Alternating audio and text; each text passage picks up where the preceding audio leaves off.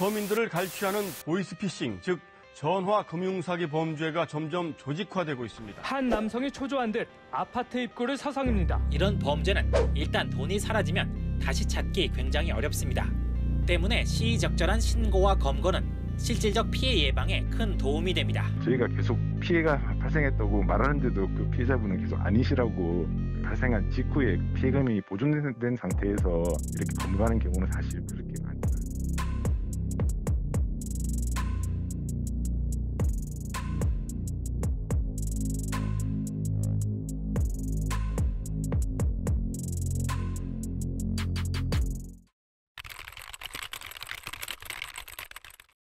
압도적으로 모르고 한 사람들이 많습니다. 그냥 일반인들.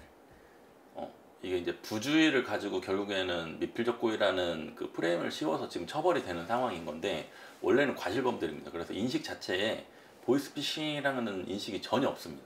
그런 사람들이 거의 99%입니다. 이건 저희가 사건을 진행을 해보고, 저희가 이제 실제로 구치소에 이제 수감돼 있는 분들을 저희가 의뢰인으로서 만나보고 나서 말씀을 드리는 거기 때문에, 이거는 거의 한 1%도 안 됩니다. 알고 한 사람들은 1%도 안 되고, 우리나라에서 이걸 알고 보이스피싱을 할 사람은 사실은 없습니다. 알고 이거 엮이는 분들이 좀 먹고 살기 좀 바쁘신 분들, 좀 알바가 안 구해지는 분들, 좀 판단력이 정말로 뛰어나고 이러신 분들보다는 좀은 떨어지시는 분들, 이제 부부들도 많이 엮이게 되고, 또 알바를 이제 구하다가 못 구하시는 분들은 좀 어쨌든 알바가 안 구해지는 또 이유들이 있을 거지 않습니까? 그런 어떤 뭐 태도든 어떤 인식 그 판단 능력이든 간에. 그래서 정말로 똑똑하고 좀 사회 많이 알고 이런 분들이 사실상 엮이지는 않습니다. 법원에서 보이스피싱 미필적 고의 인정하는 논리가 사실상은 처음 1번이 보이스피싱은 사회에 중대한 악이다, 중대 범죄다. 그 중대 범죄인 이유는 이제 국가기관을 사칭해서 국가기관의 이 신용도를 좀 떨어뜨린다. 그리고 피해복이 거의 안 된다. 두 번째 2번, 보이스피싱 범죄는 다 점조직으로 이루어진다. 총책, 수거책, 뭐 장집, 이거 다 일하는 사람들이 서로의 존재를 잘 모른다. 여기는 서로 존재를 알면 도망가니까.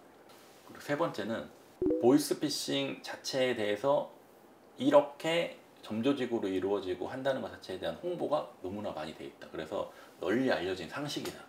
이렇게 되는 거. 그래서 너가 피고인이 1, 2, 3, 4, 5 이렇게 행동한 거에 비추어 보면 이 보이스피싱 범행을 확실히 알고 한 건 아니지만 알면 알 수 있었다.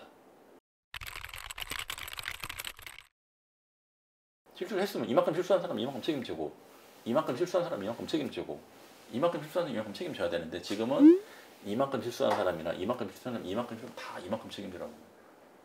왜냐하면 아까 말했던 보이스피싱 범죄는 중대 악이니까, 사회 악이니까, 중대 범죄니까. 없죠. 왜 그러냐? 계속 지금 증가를 하고 있거든요. 보이스피싱 피해가 줄질 않거든요. 이게 효과가 있으면 줄어들어야 되죠. 줄지를 않고 계속 늘어나고 있는데 피해가 늘어나니까 더 처벌 막 이러는 거예요. 일벌백계를 한다고 해서 이게 방지가 되겠나? 아무리 옆에서 세게 처벌을 해도 이 옆집 사람은 모른다니까요. 이게. 이 사람이 이렇게 이런 일을 해서 세게 처벌을 받았는지 이 옆집 사람은 엮이기 전까지는 몰라요. 이런 세상이 있는지 자체를. 엮이고 나서야 아는 거지. 저희가 이제 더 우려하는 바는 이런 분들이 지금 이제 슬슬 형을 받고 나와서 사회생활을 지금 하고 있는데, 한두 명이 아니다 보니까 이게 어떻게 저는 사회의 불만을 토로하고 사회 부정으로 인해서 사회 문제가 될지도 저는 되게 걱정스럽고, 숫자가 너무 많아서 이런 보이스피싱 전과를 갖고 있는 사람들이 과연 제대로 된 직장을 얻을 수 있을 것인가, 이런 전과를 가지고 아무것도 모르는 이 고용주 입장에서는 보이스피싱 전과 있는 사람을 누구 또 고용을 하겠어요.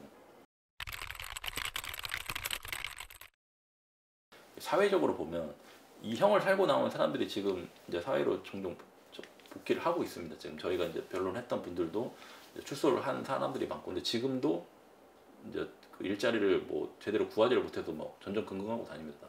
다 일용직도 일하고 다니고, 이런 사람들이 한두 명이 아니어서 이제 사회적으로 보면 이 사람들이 이런 사회 불만, 형을 살고 나와도 이거를 자기는 내가 잘못했으니까는 정말로 정말로 내가 잘못했다, 앞으로는 정말로 이런 일 안 해야지 라고 생각하기보다는 정말 억울하다, 내가 왜 그랬을까, 좀 희생당했다, 약간 이런 생각이 다 있는 상태로 출소를 하고 형을 받고 뭐 합의를 보고 이러기 때문에 이런 사람들의 불만이 한 곳으로 모여서 분출이 되면 저는 이것도 되게 큰 사회 문제가 될 거라고 보거든요.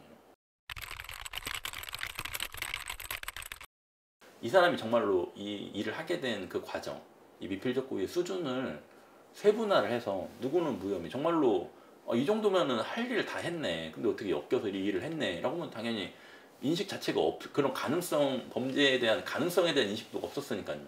무혐의. 좀 더 실수한 사람들은 기소유예, 좀 더 실수한 사람들은 벌금, 좀 더 실수한 사람들은 집행유예. 이 사람은 정말로 이거는 거의 뭐 확정적고의 수준이네. 이거 진짜 아무것도 모르고 했네. 이거 아니 물어보면 아무것도 모르고 이거 뭐 그냥 칼 쥐어주면 사람 가서 죽일 사람이네 이 사람은. 그럼 당연히 실형. 아니면 중간에 보이스피싱 이런 걸 눈치챘는데도 불구하고 계속 했다거나 이런 거는 이제 정말로 알고 하는 거잖아요. 이렇게 양형의 세분화가 있어야 되는데 지금